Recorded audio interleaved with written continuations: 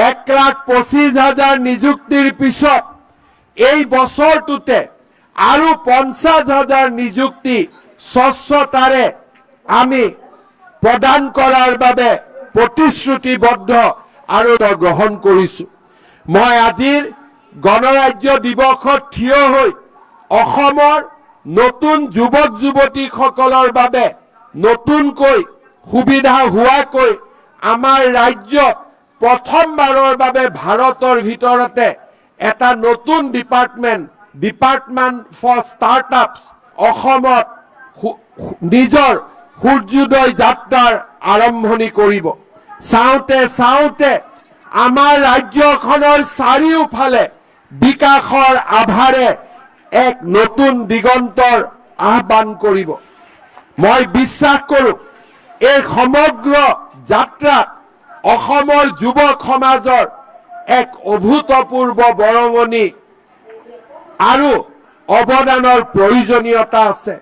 আমাৰ যুৱক সমাজক আত্মনিৰ্ভৰশীল হিচাপে গঢ়ি তোলাৰ ক্ষেত্ৰত স্বচ্ছ নিযুক্তিৰে আজি আমাৰ ৰাজ্যখনে সমগ্ৰ দেশৰে আকৰ্ষণৰ কেন্দ্ৰবিন্দু হৈ পৰিছে।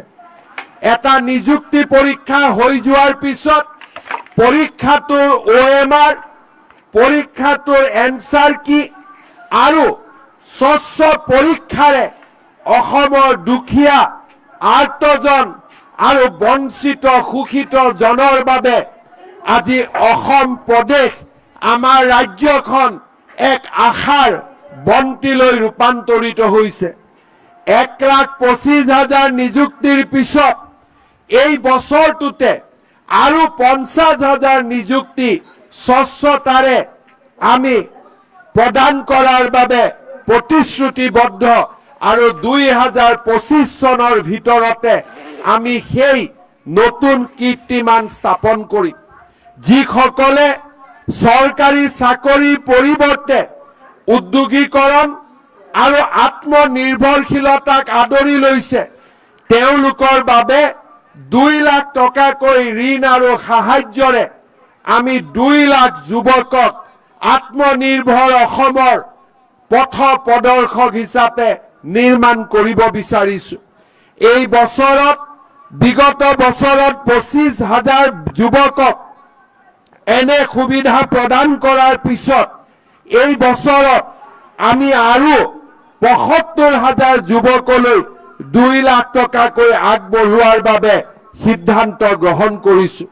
মই আজিৰ গণৰাজ্য দিৱসত থিয় হৈ অসমৰ নতুন যুৱক যুৱতীসকলৰ বাবে নতুনকৈ সুবিধা হোৱাকৈ আমাৰ ৰাজ্যত প্ৰথমবাৰৰ বাবে ভাৰতৰ ভিতৰতে এটা নতুন ডিপাৰ্টমেণ্ট ফৰ ষ্টাৰ্টআপছ অৰ্থাৎ যিসকলে ষ্টাৰ্টআপছৰ কাম কৰিব খোজে ইনকিউবেশ্যনৰ জৰিয়তে নতুন নতুন জ্ঞান আৰু অৰ্থনৈতিক সুবিধাৰ পথ প্ৰশস্ত কৰিব বিচাৰে তেওঁলোকৰ বাবে ডিপাৰ্টমেণ্ট অফ ষ্টাৰ্টআপছ হিচাপে এটা নতুন বিভাগ নিৰ্মাণ কৰাৰ বিষয়েও মই আজিৰ এই গণৰাজ্য দিৱসৰ পবিত্ৰ পতাকাৰ তলত থিয় হৈ ঘোষণা কৰিব বিচাৰিছো। নাৰীৰ উদ্যমিতা অসমৰ 30 লাখ মহিলাক লাখপতি বা আমি তেওঁলোকক লাখপতিতকৈ আগুৱাই গৈ মিলিয়নাৰ বাইদেউ হিচাপে নিৰ্মাণ কৰাৰ এক সুচিন্তিত পৰিকল্পনাৰে আগবাঢ়িছো।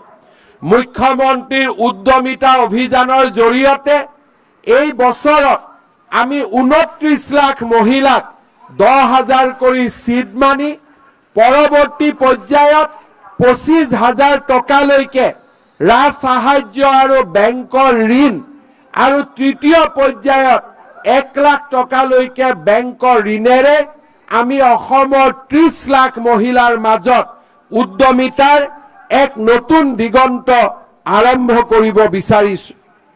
বেংকৰ ঋণ আৰু তৃতীয় পৰ্যায়ত 1 লাখ টকালৈকে বেংকৰ ঋণেৰে আমি অসমৰ 30 লাখ মহিলাৰ মাজত উদ্যমিতাৰ এক নতুন দিগন্ত আৰম্ভ কৰিব বিচাৰিছো।